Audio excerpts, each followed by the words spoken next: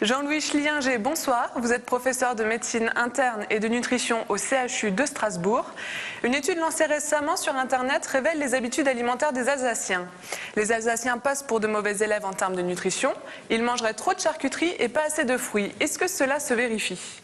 Ah oui, tout à fait. Les Alsaciens ont des travers que nous connaissons tous, qui ne sont peut-être pas aussi graves qu'on veut bien le dire, puisque pour la charcuterie, par exemple, nous ne sommes que la deuxième région de France à consommer de la charcuterie.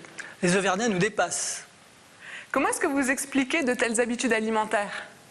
Je crois que ce sont des habitudes qui sont très anciennes. Nous avons des particularismes régionaux, nous avons une alimentation qui fait partie de notre identité régionale, et c'est vrai qu'en Alsace, on a une grande tradition, par exemple, de charcuterie. On peut être étonné qu'on mange si peu de légumes ou de fruits, alors que nous avons des vergers, nous avons des potagers.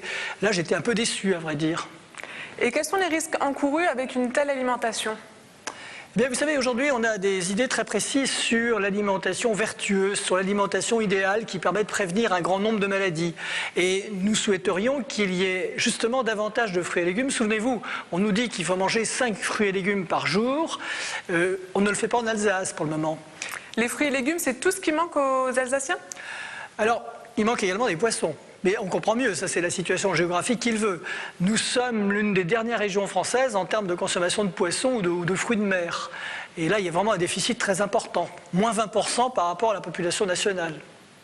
Ces habitudes alimentaires, on en parle depuis longtemps. Pourquoi est-ce qu'on n'arrive pas à lutter contre les mauvaises habitudes en Alsace ? Vous savez, les habitudes, c'est bien ce que c'est que les habitudes. Alors, il faut essayer de convaincre les gens, il faut que les gens s'approprient l'idée que manger d'une certaine manière est bon pour la santé. Ça ne veut pas dire qu'il faut manger triste, ça ne veut pas dire qu'il ne faut jamais manger de charcuterie, jamais manger de produits qui sont un petit peu limites, pas du tout. Ça veut dire qu'il faut diversifier davantage l'alimentation, qu'il faut manger effectivement, si possible tous les jours, des fruits et des légumes, plus souvent qu'on ne le fait du poisson, moins souvent qu'on ne le fait de la charcuterie. Voilà ce que ça veut dire. Comment est-ce qu'on pourrait justement changer ces habitudes ? Je crois que d'abord, en montrant aux gens que modifier leurs habitudes, ce n'est pas forcément les empêcher de bien vivre, les empêcher d'avoir du plaisir alimentaire. La deuxième chose, c'est qu'il faut vraiment les convaincre par le discours, mais aussi par les preuves, que ce changement alimentaire a un intérêt sur le plan de la santé. Et j'en veux pour preuve que c'est possible, puisque d'une façon générale, les populations qui ont le plus haut niveau d'éducation consomment beaucoup moins de charcuterie et beaucoup plus de poissons. Éducation et alimentation, c'est lié. Je crois que c'est lié, oui, tout à fait. Vous savez, les gens ont une certaine oreille, ont une certaine sensibilité. Il y a quand même un bruit de fond alimentaire. Aujourd'hui, on parle tout le temps de l'alimentation. Et donc, il faut être plus ou moins réceptif en fonction de son oreille, de son écoute. Et qu'est-ce qui influe sur le mode d'alimentation ? Alors les déterminants sont très nombreux. Vous savez, nous sommes dans un monde aujourd'hui où tout le monde est pressé, où tout le monde a tendance un petit peu à sacrifier le temps de repas. Nous sommes dans un monde où il y a une offre alimentaire extraordinaire, avec une publicité autour de l'alimentation qui est fabuleuse.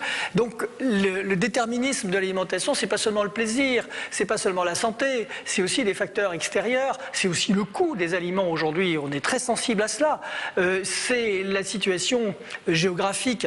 Est-ce que la forte identité régionale telle qu'on l'a en Alsace empêche forcément les gens à mal s'alimenter ? Non, ça n'empêche rien, ça n'empêche rien. Non, moi je suis tout à fait pour le respect de la tradition et de l'identité patrimoniale. J'aime bien ça, je trouve que c'est sympathique.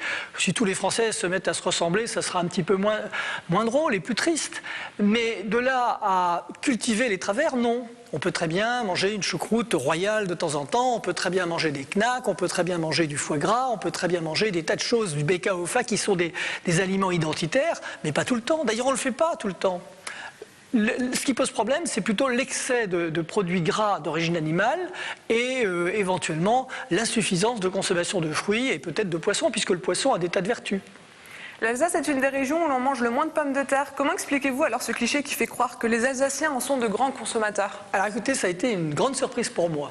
Il se trouve que les internautes font mentir cette réputation, puisque nous sommes dans un déficit de moins 20% de consommation de pommes de terre par rapport à la moyenne nationale. Ça a été une grosse surprise.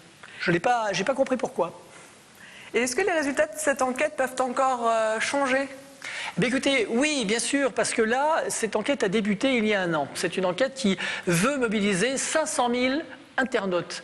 C'est ce qu'on appelle de la recherche citoyenne, c'est-à-dire que chacun va apporter son témoignage sur Internet. Il peut encore y avoir des surprises. Ah ben éventuellement, oui, bien sûr, parce que de 130 000 à 500 000 personnes, c'est quand même encore un pas à franchir, et ce qui va se traduire en Alsace par 3 500 internautes qui vont passer, par exemple, à 10 000 ou 12 000 internautes, et c'est mon souhait le plus cher. Jean-Louis Schliinger, merci. Merci d'être passé sous le grill. Bonsoir. Bonsoir.